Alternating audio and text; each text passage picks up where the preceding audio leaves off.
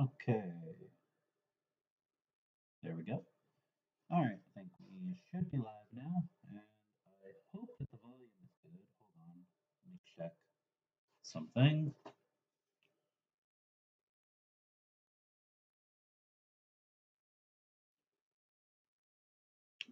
All right, up. There we go. There we go. That's a little bit better. A little bit louder, I think. I hope. My usual headset broke.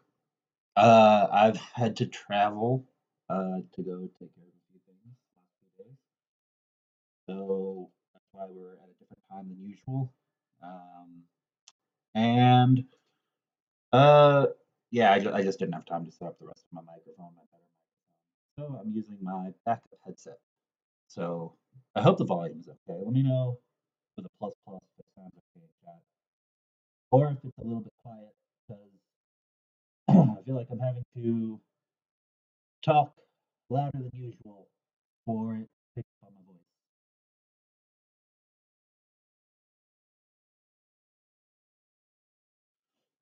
Let's see. I see a couple of questions and comments already. I see Helen Dunn, Ozzy Bugga, Anna, UTV and Ham, uh, Stephen Walsh, Mitch Ashdown. Oh, and I already have this written on the first article. Hold on, let me go back to the usual thing that we have open. There we go. There's the usual intro image. Welcome. Excuse me. Welcome everybody. Mark Sangamon, Robert Jonasad. All right. My sound is intermittent. Okay. We may have to. Okay. Let me see if I can fix this. No, no, maybe not. Okay. Uh, let's see. All right. I'm testing something out. This is what happens when you are having to run from town to town, city to city, driving 2 or more hours on a regular basis to different places. Uh, yeah, you end up in a hurry. Okay, and anyway, I'm gonna be getting a new headset probably for these moments where I am in a big hurry and I just don't have time for the rest of my audio setup. But let me know if I sound a little bit better now. Sound is better? Okay, then we're just gonna leave it like this then for the whole stream. Um, yeah. All right, perfect. Okay. Um, let's see. We had a question at the very beginning. Let me go take a look at it. And that question was from Ozzy Bugga. Which countries are backing, supporting, supplying the Syrian rebel faction that took Aleppo? Is it Turkey? Let me address that. But first, let me open up the Q&A for everyone's questions, in addition to the regular chat comments.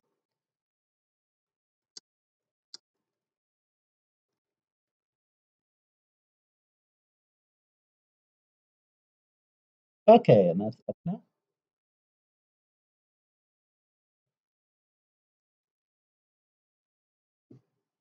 All right. Oh, thank you, Mr. Squiggle. Yeah, definitely post like.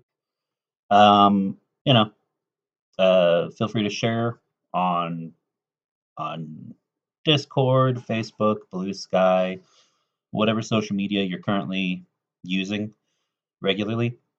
And yeah, if you haven't already, feel free to subscribe. Helps out the channel. And thanks everybody. All right. Anyway, going back to the question.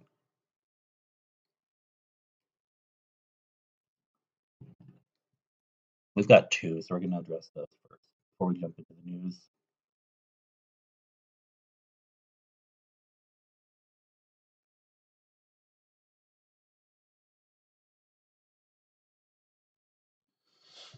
Okay, so with regards to what's happening in Syria, it's kind of complicated because there are a lot, and guys, I do mean a lot of different factions in the Syrian civil war. Um, some of whom are more closely backed by Western powers such as the United States. Then there's the ruling regime and a few other groups that are supported by Russia and Russia's allies and Iran. Uh, and there are even groups that neither side really like, including in the opposition forces that are taking ground right now. The opposition forces are a coalition patchwork of multiple different groups, some of whom maybe, yeah, would be fighting for um, expanded liberty and freedom in Syria, but others whom just have their own agenda that would absolutely not help. In fact, would actively hurt people. So there's the problems with the ruling regime.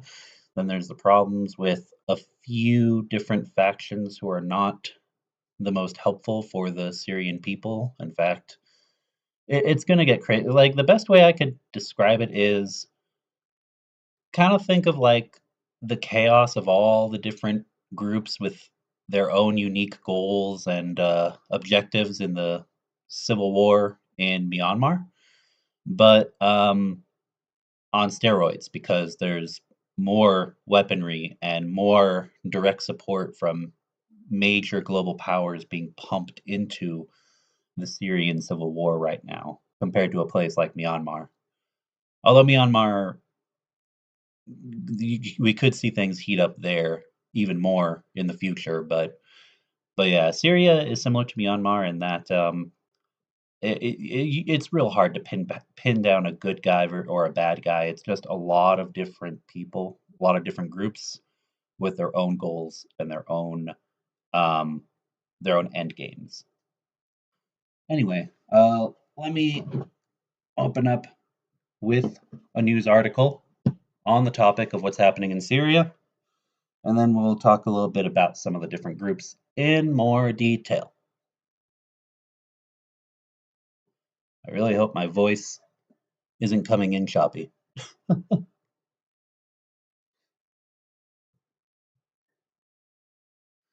Not many moderates left in Syria. Every village is a faction. Yeah, yeah, it's bad. It's bad. If you think it's hard to find a good guy in the Myanmar civil war, good luck trying to pin down someone you feel is trustworthy and won't be implicated in some kind of major controversy or another in Syria. It's a mess, guys. Oh, Preston Stewart did a video on it. Okay, that's good. I know, actually, not to, you know, not to encourage people away from my video, but I know that Anna from Ukraine is also live. So if you're on a computer and you're able to have two tabs open and you wanted to listen to this stream as well as Anna's stream, I think she's live right now. I think she's going over Moldova, Syria, Georgia, Dagestan, a couple of different places that are, you know, in the sphere of overlapping influences regarding their wars related to the war in Ukraine. Okay, sound is good? Perfect, perfect. All right. Hold on, was there another question? Which groups are not in Syria? Which groups are not? Hold on, Mitch. Well, let me start with one question at a time. So let's go ahead and open up an article right quick so we can continue on with the first question. Okay, first piece of news. I'm putting it into the chat.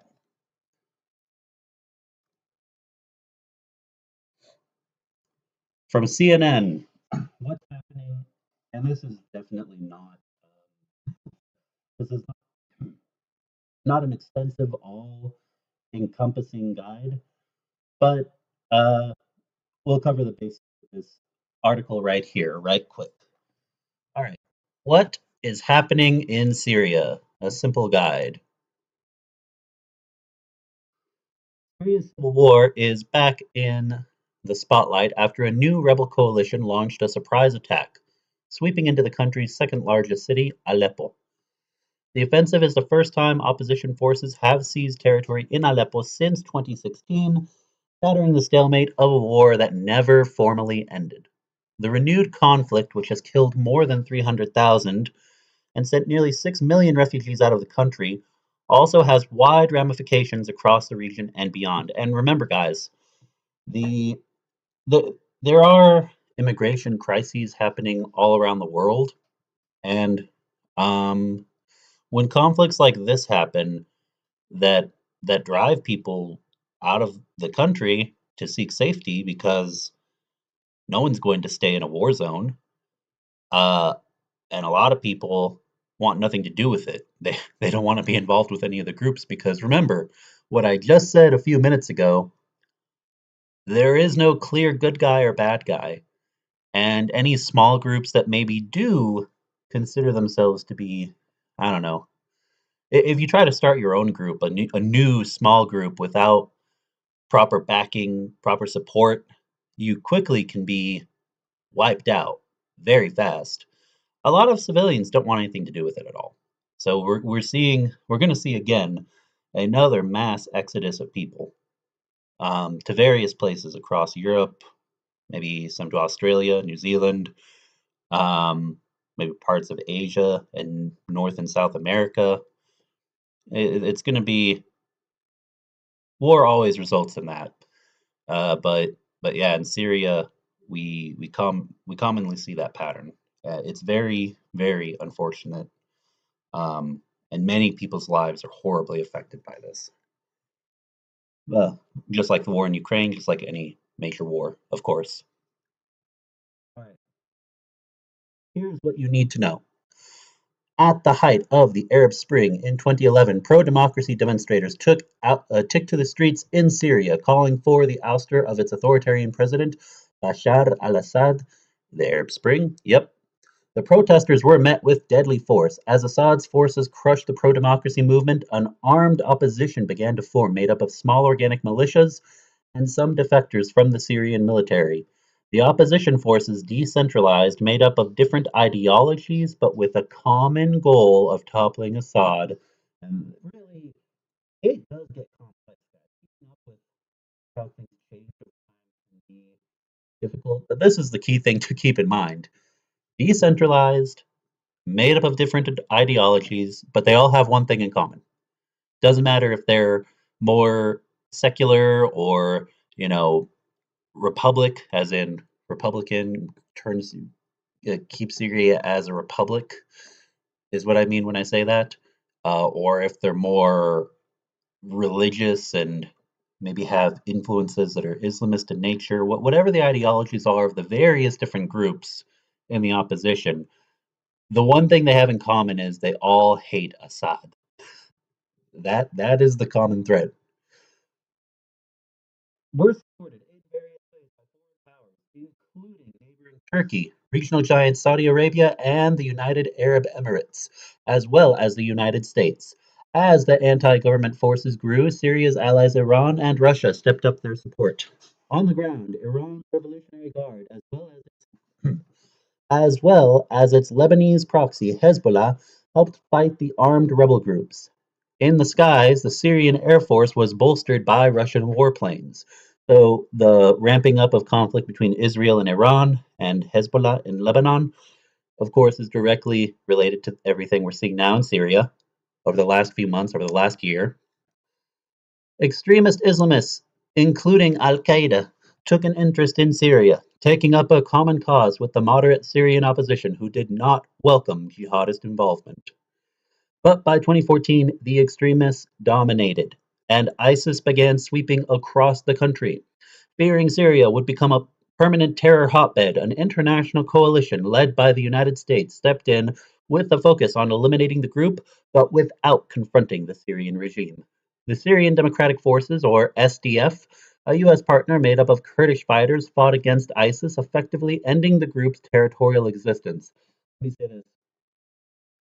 Kurds, whether they be the SDF or various other Kurdish majority groups that have fought and been involved in Syria, Iraq, Iran, and Turkey across the years. man, Kurdish majority groups, unfortunately, have typically not have gotten the short end of the stick of deals of any wars or conflicts they get involved with. Um, yeah, the vision of a Kurdish state, or even some, you put aside statehood for Kurdish people, just human rights guarantees and making sure they won't be a target of genocide like Yazidis. The last time that ISIS swept through and were terrorizing so many people in the region. It's been a hard fought. It's been hard fought trying to make sure that there are security guarantees for Kurdish people. Anyway, bit of an aside. And again, we're going to get onto Ukraine again very soon. For anyone who's here for updates on Ukraine, we are going to cover that. But this is important and it is related, and we're going to get to the reason uh, why it's related here pretty soon. The group's territorial existence. In 2020, Russia and Turkey agreed a ceasefire in the last remaining opposition-held province, Idlib, agreeing agreed to a ceasefire, agreeing to establish a security corridor with joint patrols. There have been no major flare-ups since then, but Syria's government never regained all of its territory, and as events in Aleppo show, armed resistance never went away. So, a little bit of a simplification.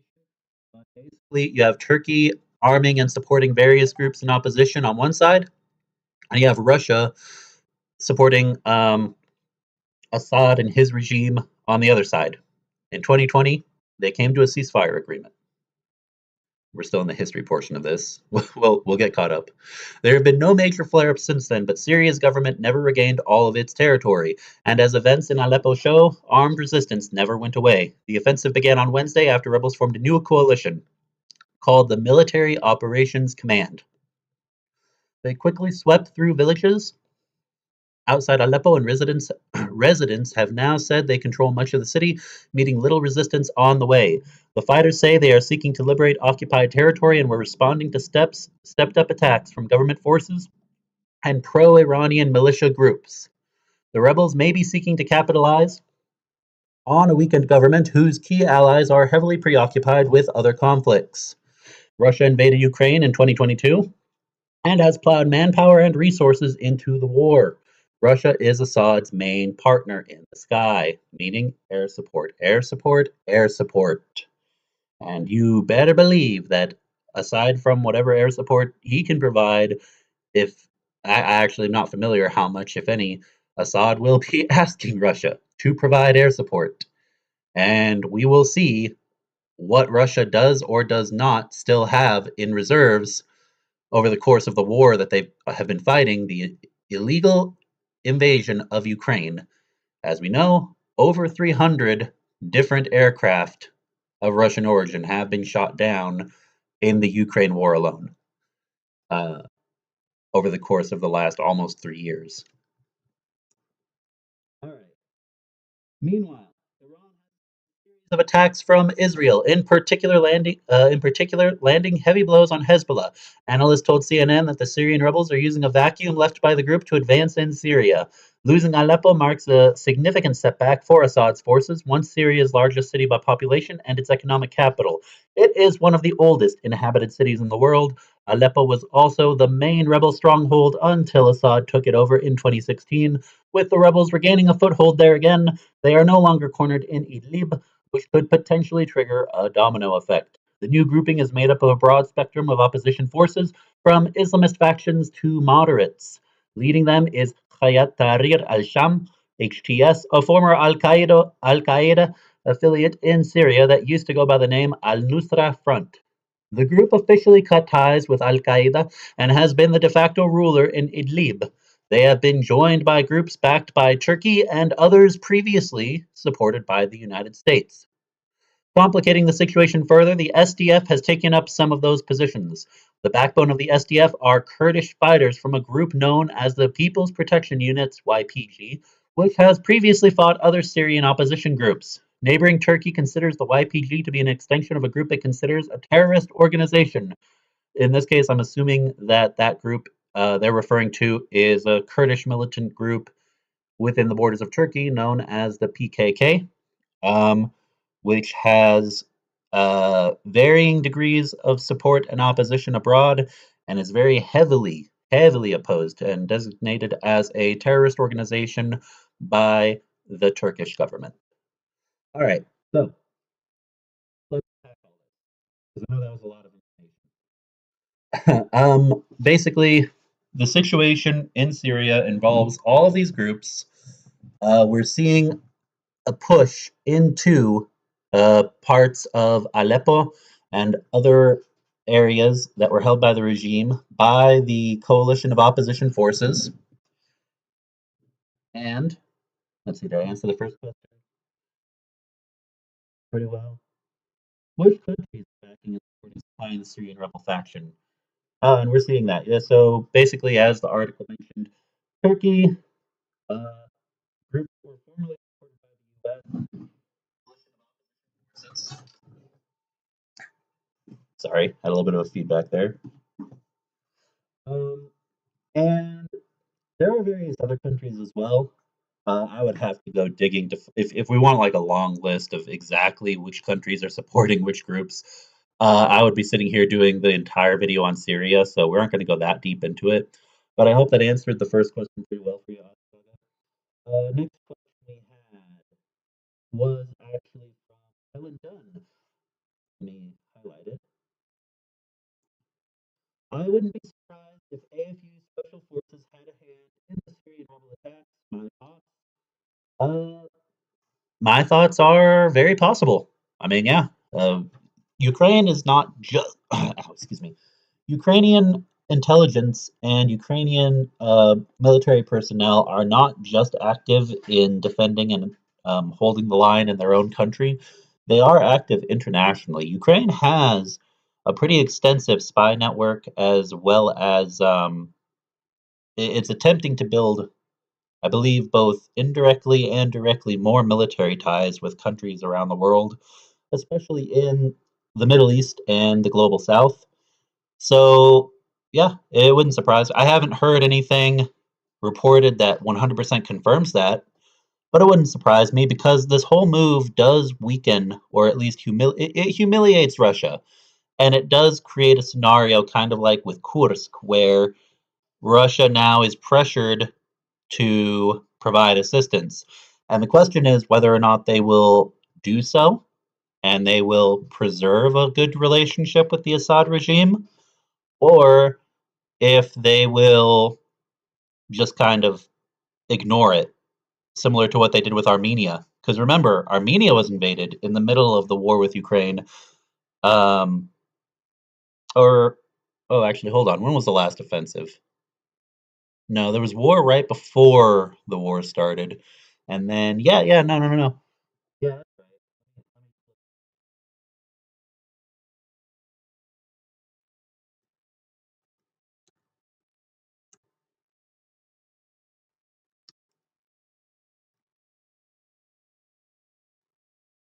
Yeah, that was 2023. I think it was 2021 when the first war between Armenia and Azerbaijan occurred, or the most recent one. And then after that, it was the attack on Nagorno-Karabakh that happened in 2023. So yeah, um, and Armenia was not happy, and Armenia is not on good terms with Russia. So it harmed Russian credibility and alliances. So now we're going to see the same thing. What will Russia do? Will they provide resources and pull them away from the front line in Ukraine? Or will they abandon the Assad regime and let Syria fall into chaos similar to Libya during the Libyan civil war? And only time will tell. All right, let's see. We had another question. Let me see if I can find it real fast. Which groups are not in Syria? Asks Mick Ashdown. Um, I don't know exactly what this question means. I don't know if this means like what diaspora groups are involved with like funding but not fighting directly. Um, yeah, I'm not exactly certain what the context of this question is. But if you're asking about diaspora groups, oh, we would have to go into a deep dive on intelligence, on suspected and confirmed uh, clandestine groups, whether they be nonprofits or they be, have no actual governmental classification, just a loose, decentralized network that goes by a certain name in different countries, or various other organizations that might be helping to launder money to the Assad regime or to other forces. That's a very common thing, guys. Don't get me wrong. NGOs, nonprofits, they are very important. They serve a very crucial function all across the world in various countries. There are a lot of really good ones, but if we're wanting to talk espionage, it is true. There are some that are just, you know, basically the equivalent of laundromats, appear peaceful and beneficial on the outside, but if you dig into their finances and where money is going, you'll find disturbing things. That goes for governmental organizations, that goes for nonprofits and NGOs, that goes for um, companies. I mean, if corruption exists in one entity, it can exist in all of them. So that would require me to do a deep dive into things that probably some things, if I actually did do a thorough deep dive, I could talk about on YouTube, and some things I probably wouldn't want to talk about publicly on YouTube without knowing who does and doesn't want those things discussed.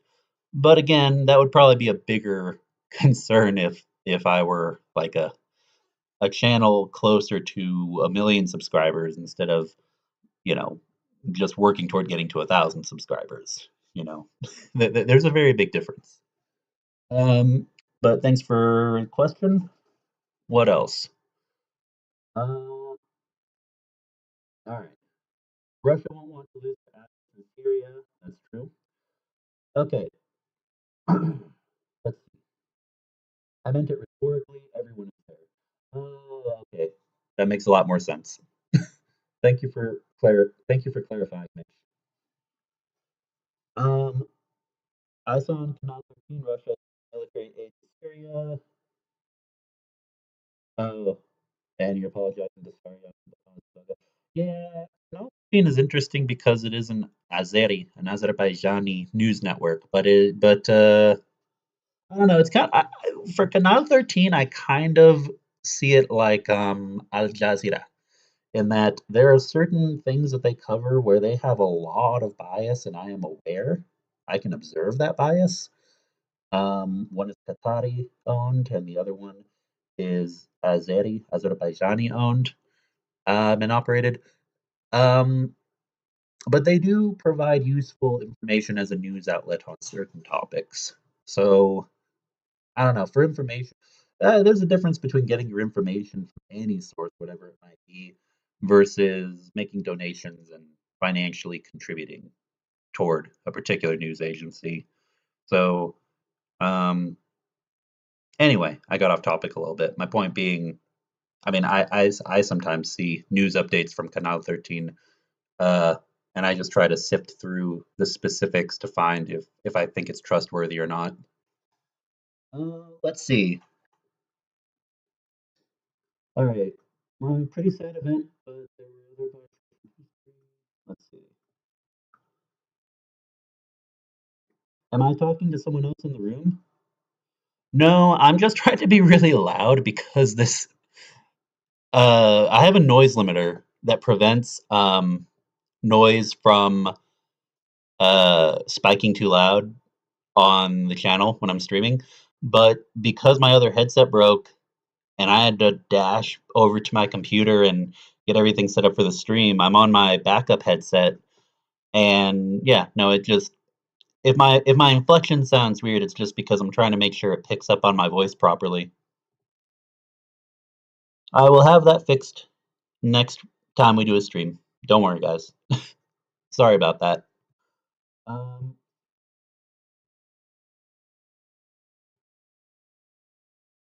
Audio is still going in and out. Okay. Well then, yeah, we'll just have to live with it for this stream because we only have a few. I mean, I'll keep going for another 20 something minutes. And next, oh, and someone just made a donation. Wow, of 5,000 hryvnia. Thank you very much. And that reminds me, I need to, you know what, real fast before we go any further. Uh, I have a little bit more to talk about on Syria, and then we're moving to the next article and onto the next topic. Um, all right. So someone had asked which groups are being supported by Turkey. Oh no, I know, Ronnie. I know you're not whining. I'm I'm just saying. Um, I want to fix it. I just don't have the ability to do so right now in the middle of the stream. But I promise you, I will have it fixed next time. Thank you for letting me know because I need to know in order to make sure I've got uh, new equipment for situations like this where I need to have a quick headset that works really well. I appreciate it a lot. All right, Turkey. So the question was about Turkey and which groups are being supported. So Turkey, they've been a significant player in the Syrian civil war, and they've been supporting factions that are opposed to President Bashar al-Assad. Main groups that are backed by Turkey include, excuse me, the Free Syrian Army, FSA, and Syrian National Army, SNA. Early on in the conflict, he provided sanctuary and support to the FSA, coalition of moderate opposition groups. Over time, this support involved evolved into the formation of the SNA, an umbrella organization of rebel factions trained and equipped by Turkey. The SNA has been instrumental in Turkish led operations such as Operation Euphrates Shield and Operation Olive Branch. Uh, Source from the Klingendale Institute. The Syrian Turkmen brigades, which is very interesting. Not going to go into a whole lot. Again, guys, we could go into this for super. I'm just going to name the groups and I'll let you guys look them up yourselves if you're interested because the Syrian civil war, just like the war in Myanmar, it's so complex that if we sit here and dissect all the groups, we will be here for a long, long time. But the Syrian Turkmen brigades, if anyone is familiar with the country of Turkmenistan, representing the Turkmen minority in Syria, these brigades have received Turkish backing due to shared ethnic ties and mutual interests in countering both Assad forces and Kurdish groups.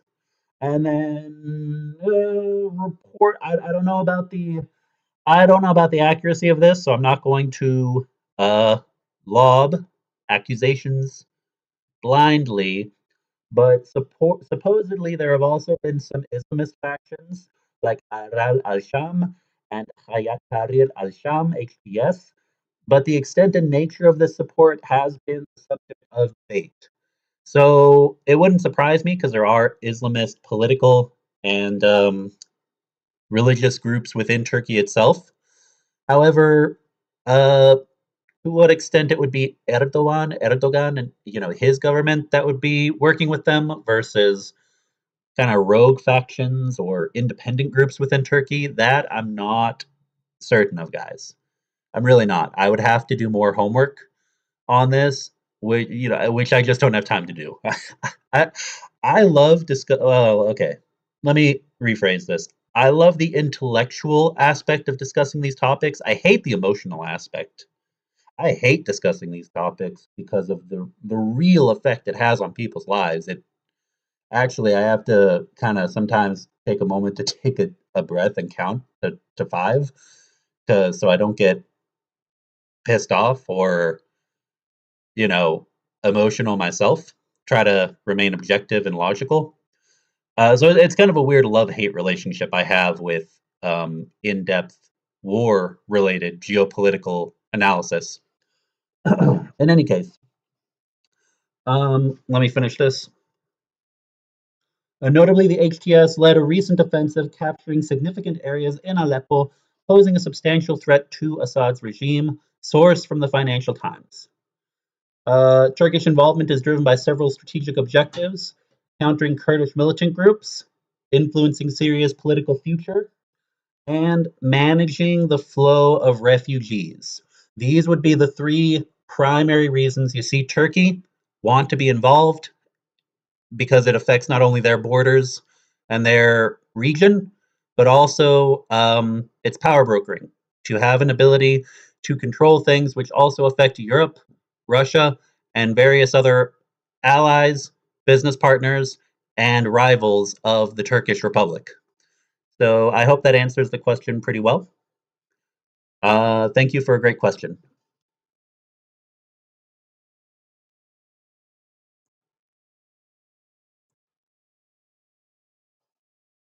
Let's see. Oh, I have a question. What do you think Ukraine needs to do in the next 55 days before Trump? Here we go. Perfect. Here's a Ukraine question. Thank you for asking, because yes, we do need to get on to Ukraine. I've spent a lot of time on Syria. I know. I'm sorry. Let me go ahead and yeah, let's answer this question right quick, because I do want to discuss Ukraine, because that's what we are dedicated to. The war is not over. Even when it is over, there's still going to be a lot of work to do after the war, quote unquote, ends. Because it's not, even if bullets and bombs stop flying, the war is not going to be over, guys. It'll go from a hot phase to a cold phase. But this war is not going to be over. Mark my words. In any case, this question is from Kellen Dunn.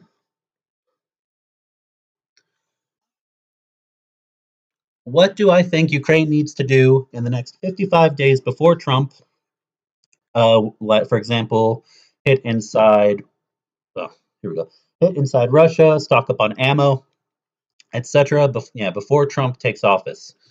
That's a difficult question. I think it depends on what their goal is. If their goal is to win this war within the next, let's say, 2 years, 2 to 3 years, um, and retake a lot more territory, and basically what everyone emotionally wants to happen, if their goal is that, then um, it might require some concessions and analysis of exactly what some of Trump's closest allies want and expect regarding. God, hold on.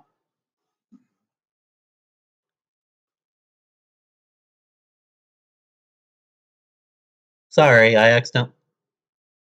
Sorry, I accidentally. No. Sorry, guys. I accidentally hit my. Accidentally turned off the headset for a second. If the goal is basically to do all of that I just described, then it's hard to say. I really don't know, because the bigger question would be, what can they do to get Europe to strengthen and take their defense much, much more seriously? Uh, as in prepared to do whatever it takes with or without the United States involvement. Um, and finding ways to broker more deals for actual weapons and material support from Trump and his cabinet, which might be a daunting task. Not impossible, but it could be difficult. It would require very shrewd statecraft on the side of Ukraine's political infrastructure, both domestically to keep everything running in the midst of this war, but also in terms of convince. My battery's about to die. Hold on, one sec.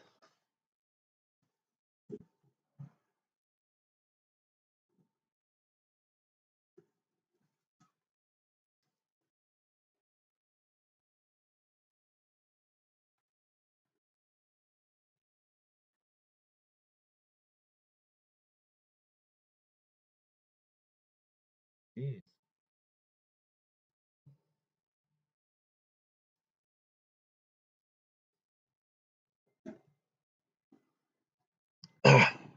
I really don't like this headset. Anyway, sorry. Yeah, when it rains, it pours. With with stuff I have to do on my end. But in any case, yeah, it'll be difficult. If the goal instead is to strengthen itself and be prepared for this to transform from a hot war to a cold war and prepare for the next 30 to 40 years of preparation for a second hot war, which sadly, it pisses me off, but that looks like the direction we might be headed. If that's the end goal, then I think the most important things for them to do are to get the strongest position they can militarily, as much material support as they can before Trump takes office, and be prepared for negotiations that none of us want to see, that all of us hate to see with Trump and his cabinet, which would give Trump a short term quote unquote victory to claim he's the one who stopped the war in Ukraine, by appeasing Russia. But with a chess, think of it like a chess game. You sacrifice a rook, but you have a strategy in place that lets you take the king or the queen or the king itself with a bishop 20 moves ahead. Make every single one of those moves a year, like an actual year in real life. That's where we're at, guys. It's a chess game where we may see this go from hot to cold, back to hot in the next generation or two. No one likes it. I don't like it, but that's where we're at. So getting as much support and strengthening that support across Europe and among their supporters in the US, that's exactly what Ukraine needs to do right now without pissing off Trump and his cronies. That is my opinion. And I hope I'm wrong. I hope that Ukraine does take back all their territory in the next year or two.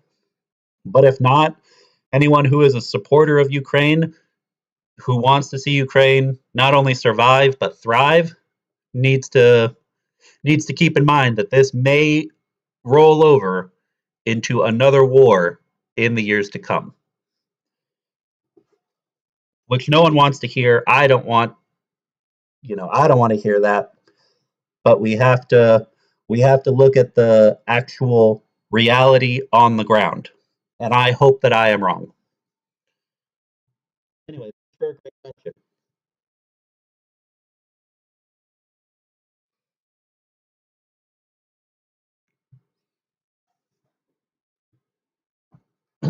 All right, now then.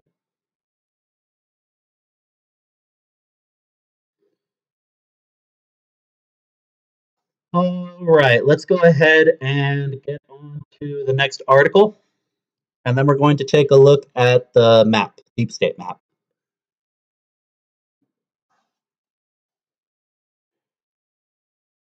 Oh, this next article is actually hold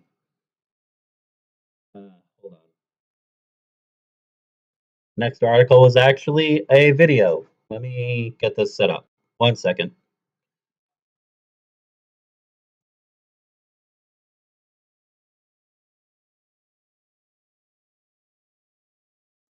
Oh, hold on. We have another question. Or is the plan to get Russia to walk away, which is a strategy in itself, and piss off Trump?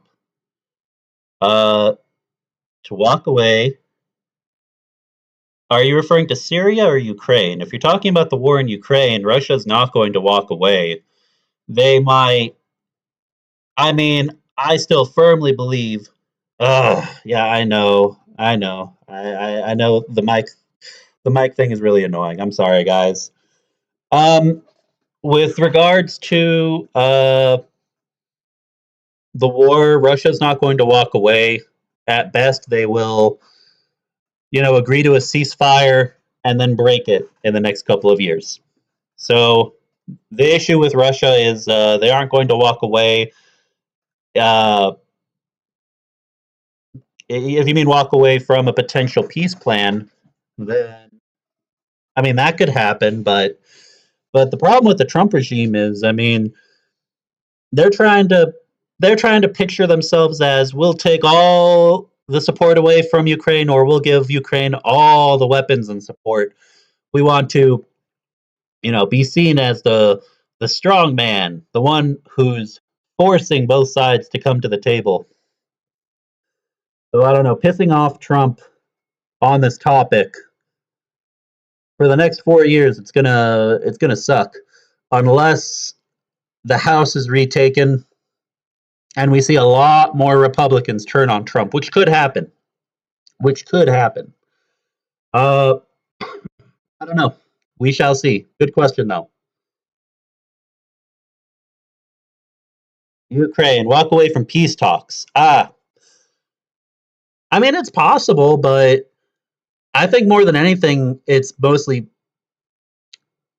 basically to make it look like Ukraine isn't inflexible and like say we're willing to do this, but only if Russia agrees, knowing that Russia won't agree. You're right. It could just be to have Russia walk away, but then that'll just cause Washington under Trump to try to put pressure, saying, "Hey, no, you need to change your requirements. Otherwise, we're going to make our moves that have an effect on this peace brokering process." Um, I don't know. It's a good question. It's a good question. We'll only time will tell. We'll see what they end up.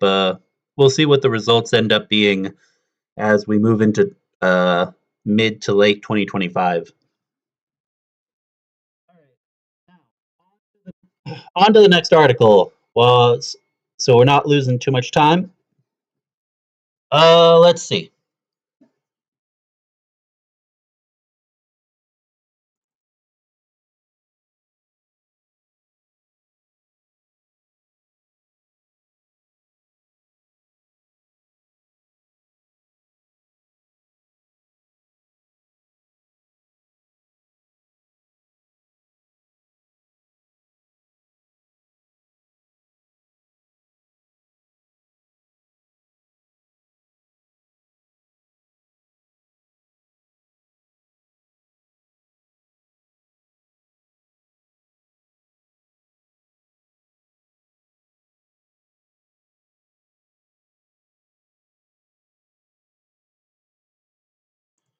Okay, let me give this a shot and see if we get audio on this video clip real fast.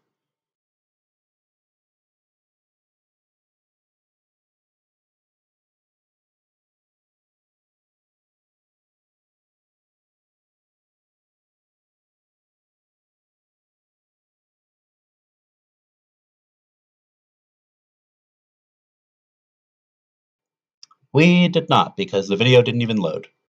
Never mind. Let me pull up an article. One sec, everybody.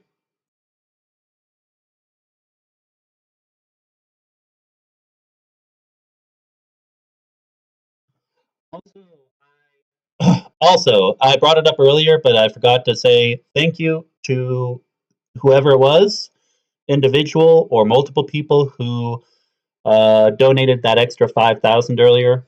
Very much appreciated. Thank you very much.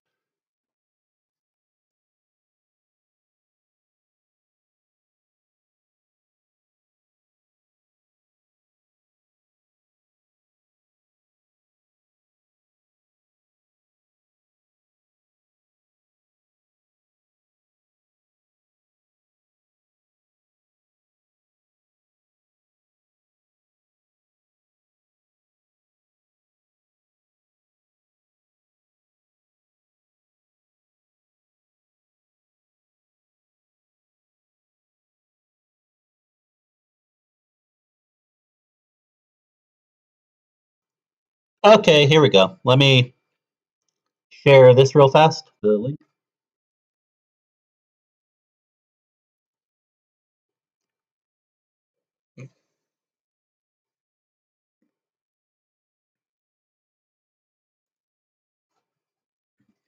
All right.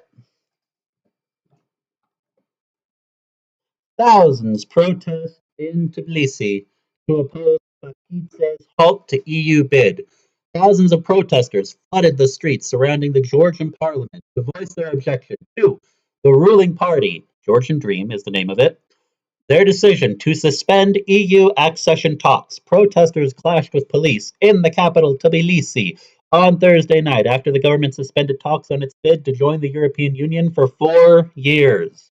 Prime Minister Irakli Kobakidze of the Georgian Dream Party announced the decision in a press conference, stating the long sought after bid to join the bloc will not be on the agenda again until the end of 2028. The announcement came just hours after the European Parliament adopted a resolution condemning the October 26th election, citing major irregularities leading to neither free nor fair elections. Brussels says Georgia's ruling party is responsible for the continuing decay in democratic functions in the country. Irregularities included documented cases of intimidation of voters, vote manipulation, interference with election observers, and media and reported manipulation involving electronic voting machines. The European Parliament called for elections to be re-held under international supervision within a year and for sanctions to be imposed on top Georgian officials, including the Prime Minister. Kobakidze insisted that Georgia is a European country and that it is our responsibility to make Georgia a full-fledged member of the European family, but that Georgia-EU relations are bilateral and can only be bilateral. Now, to give everyone who is unaware a breakdown, basically, Georgia, Republic of Georgia, the country in Europe slash Asia, but technically in Asia, very much wants to be part of the European Union. The people do. The government is in Putin's pocket. A pro-Russian political party controls the politics and power in Republic of Georgia right now. The fact that the European Parliament made this, this ruling, placing sanctions and condemning the recent elections, the victory of Georgian Dream, the fact that they are putting off the membership, the fact that there are such huge protests that continue to go on day after day, and they have been going on for a long time. These are a new round of protests, but they have been happening for many months, technically years now, on again, off again. It just goes to show that we may end up seeing another war, guys. This could end up just becoming a Belarus situation where there's a crackdown and peaceful political parties and protesters are made into strangers in their own country, forced out, just like what happened in Belarus. The opposition who now live in diaspora abroad and oppose the dictatorship there. We may see that happen in Georgia. Or if they somehow can manage to get enough support, maybe through Armenia or somehow, in some way, maybe not from the Turkish government, but from other groups that exist within Turkey, enough support to opposition forces, it could evolve into an actual war. Uh, Again, that's reaching. It's all hypothetical. But I want you all to be aware that we could see one of those two situations pan out. We could see either a major purging of the political and social classes within Georgian society, like happened in Belarus, or we might also see an actual conflict, an actual, violence, political violence, become much more common, destabilization, and then the regime blaming Europe and Europeans, saying it's because of it's because of liberals, it's because of Brussels, it's because of the Americans, etc. Basically repeating Kremlin talking points. So keep this on your monitors. Keep up with Republic of Georgia because it is important. It is important. Um, and please keep them in your minds. Let me see the questions again, right quick.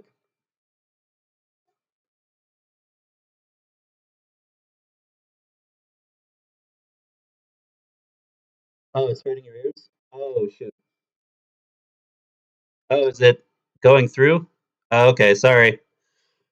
There's a sound limiter, so I didn't think it would create a problem. All right. How's that? Can you guys still hear me pretty well? Sorry.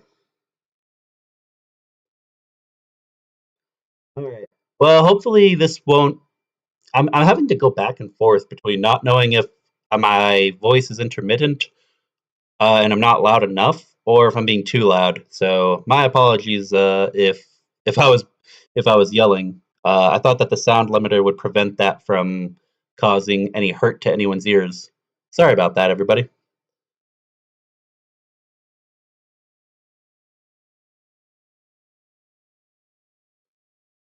Okay, perfect. In any case, let me check questions real fast.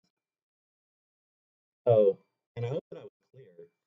I hope that what I was saying was clear enough for everybody. Basically, keep an eye on Republic of Georgia. The situation there is not the greatest. It's likely to get worse before it gets better, and we'll likely either see a purging of Georgian society at some point, like Belarus, or potentially political violence, maybe even war. Uh, Now, maybe that doesn't happen. Maybe we continue to see the opposition manage to avoid a purge, and it just kind of remains this uncertain limbo situation. But those are the three situations right now, unless Georgia has a real Maidan moment and overthrows the Georgian dream or radically changes it from within. So, not a good situation. Keep it on your radars, everybody. All right. Sorry.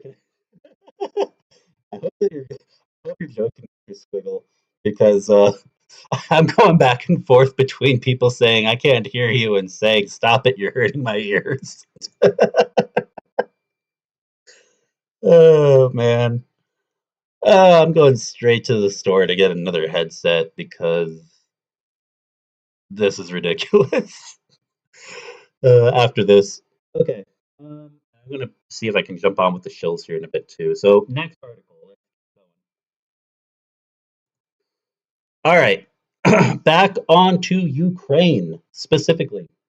Zelensky says NATO offer for Ukraine territory could end, quote, hot stage of war from apnews.com. Now, some people may say this is uh, a good thing. I I don't see it as a good thing. I mean, don't get me wrong. Anything that does stop the killing, because just in general, you know, war is always horrible, no matter what the context, whether it's a war that has no good guys and it's just warlords, like in Haiti or back during the Liberian Civil War, for example, or it's a war of good versus what many of us would describe as good versus evil, like the Ukrainian armed forces defending their land and fighting off the Russians. Either way, no matter what, war always has a very heavy toll, a very, very heavy toll. But at the same time,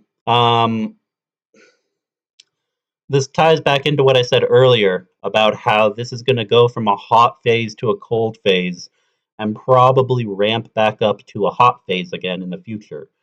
Just like we saw with Nagorno Karabakh in Armenia that I mentioned earlier in the stream. That was hot, what, back in the 90s? Then it went cold, then hot again, then cold, then hot with, flaring, with flare ups. Um, it's very likely we may see something similar if this war isn't resolved in this quote unquote hot phase right now. And that basically we may see this get elongated into a 30-year hot, cold war. And that could be, well, that's not something that any of us want to see. But let's read on and see what Zelensky has to say on the topic. A crappy piece is in some ways worse. Yes, I agree, Cheryl. Very, very true. Zelensky says NATO offer for Ukraine controlled territory could end, quote, hot stage of war. From Kiev, Ukraine, AP. An offer of NATO membership to territory under Kiev's control would end the hot stage of the war in Ukraine. But any proposal to join the military alliance should be extended to all parts of the country that fall under internationally recognized borders. President Volodymyr Zelensky said in a broadcast interview. Zelensky's remarks on Friday signaled a possible way forward to the difficult path Ukraine faces future NATO membership. At their summit in Washington in July, the 32 excuse me, the 32 members declared Ukraine on an irreversible path to membership. However, one obstacle to moving forward has been the view that Ukraine's borders would need to be clearly demarcated before it could join, so that there can be no mistaking where the alliance's act of mutual defense would come into effect. So, obviously, we can all see what the writing on the wall is for this. Will you give it up, or at least partially give up the occupied territories, as in stop attacking, stop actively fighting to get it back, to get most of Ukraine into NATO? Uh, this would be a major problem because, as we've seen from most all NATO countries, none of them have been willing to even send soldiers in to join Ukraine in this fight.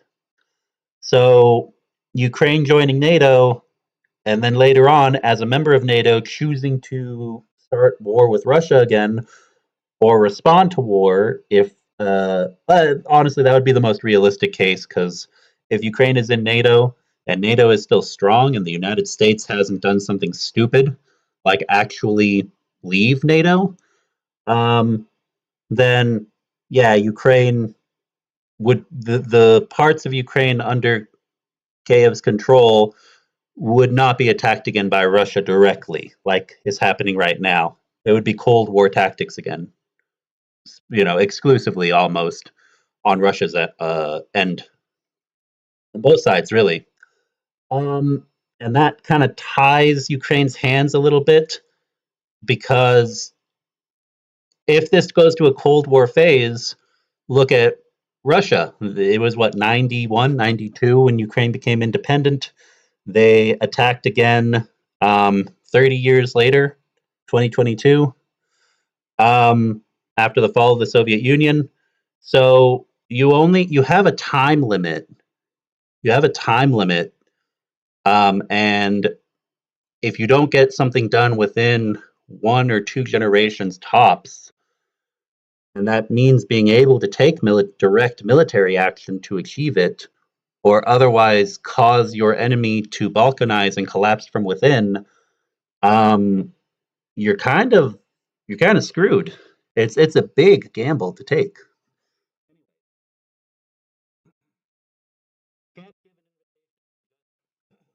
Hold on. There we go. You can't give an invitation to just one part of a country, Zelensky said in an excerpt of the interview with Sky News. Why? Because thus you would recognize that Ukraine is only a territory of Ukraine and the other one is Russia. Yeah, exactly. Under the Ukrainian constitution, Ukraine can't recognize territory occupied by Russia as Russian. The constitution won't even allow it, guys. It would require rewriting or ignoring the national constitution. So there's a rock and hard place scenario here. So legally, by law, we have no right to recognize the occupied territory as territory of Russia, he said. And exactly, because it's not. Um, anyway, check out the rest of the article. It's an interesting read, it looks like. We're already past 2 o'clock. Or, oh, 4, yeah, 4, sorry. So let me go ahead and, yeah, we're on 7 past the hour. So let me go ahead and move. Bottom line is, I don't like it. I don't want to see any territory continue to be occupied by Russia. And I really hope that we see some new development that doesn't make a Cold War scenario and either a Finlandization of Ukraine or partial NATO membership the options that realistically become become the scenarios that we see come to pass in the next 30 years.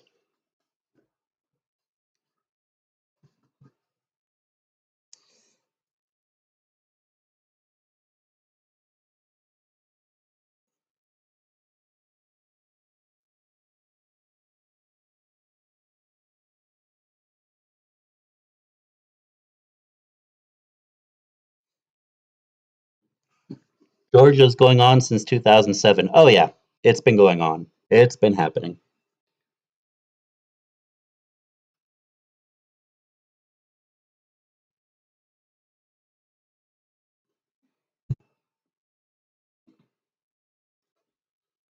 Yeah, that's true. If Europe begins to doubt Article 5, think of it like this. When Armenia was attacked, the CSTO didn't require just Russia to act. Any of the CSTO defense pact nations could have helped Armenia, but none of them did. It really, yeah, it's true. It does go to show, like Ozzy Bugga said, to help or not to help will always be a political decision for nations, for the different nations.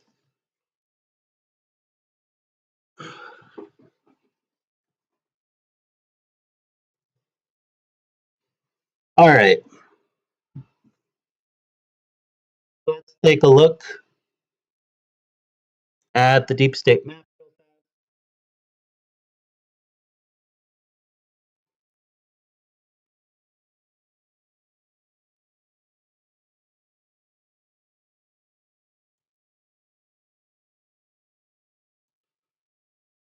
One thing that surprises me is that the deep state map doesn't have any markers on Syria yet, which I thought they would. They have them.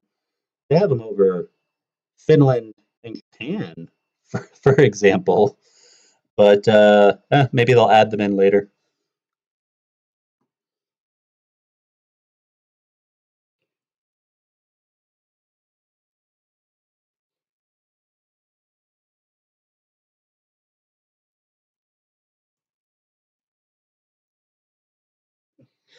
All right, let's take a look at the very least at Kursk right quick, and then I may have to get going here momentarily.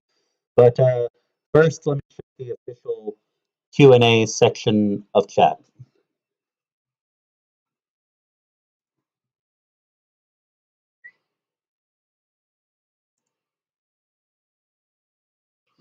Okay, I see multiple questions, so we're gonna check Kursk region, answer these last few questions, and then I'm gonna run over to see if I can hop on with the shills for a bit. One sec.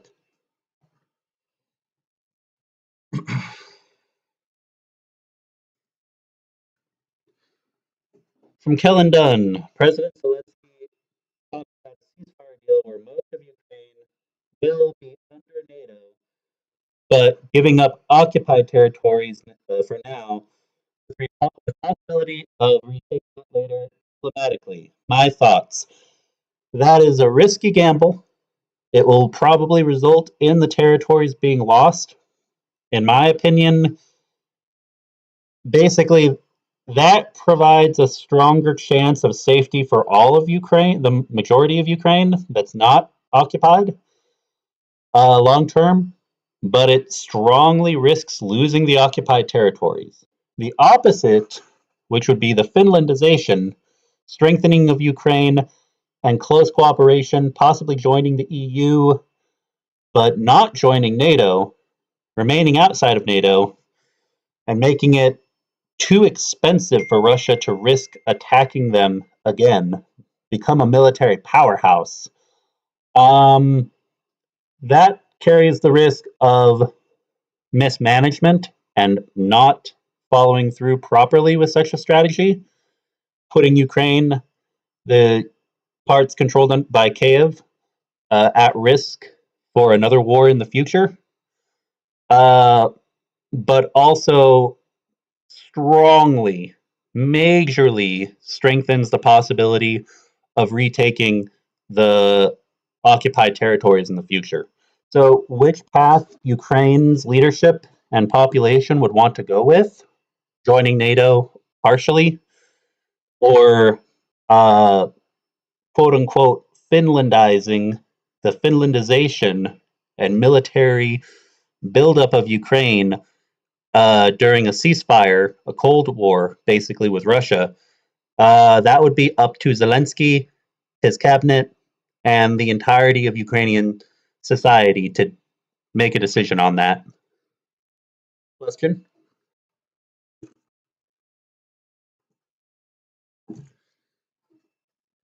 If Russia loses its air base in Syria, how would that impact the fight in Ukraine? Um, I mean, if they lost their air bases in Syria, it would be very hard for them to support the Assad regime, and they'd probably have to bring in naval carriers or something uh, into the sea near Syria in order to get uh, different planes into the sky. So it would probably problems for Russia in terms of maintaining that, while also debating if they want to provide air support in Ukraine. It would strain the Russian Navy and Air Force, most likely.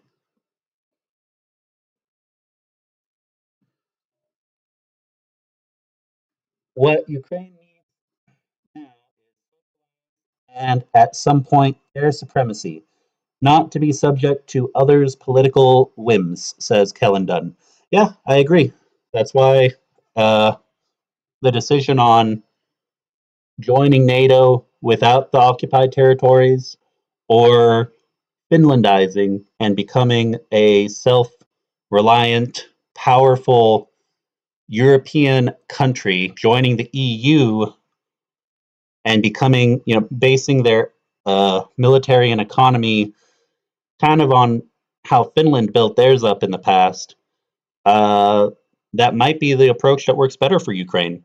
I don't know though. That's going to be up to them to make that decision and decide. Both of them have their pros and cons and their own risks.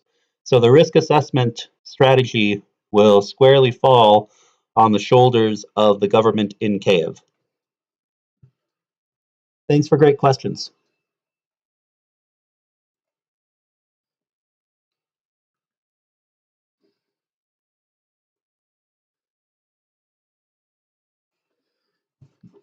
Nordic, Baltic, Polish alliance. That could work. That could work, except remember that a lot of those countries are part of NATO, but that could be an option, kind of like AUKUS, since not most of those countries aren't in NATO, with the exception of the US and the UK.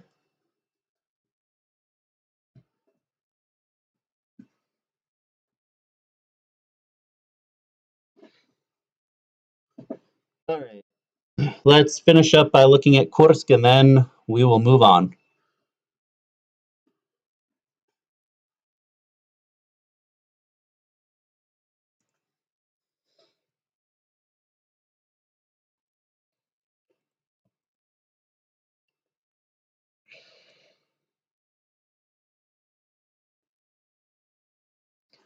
So, as you can see,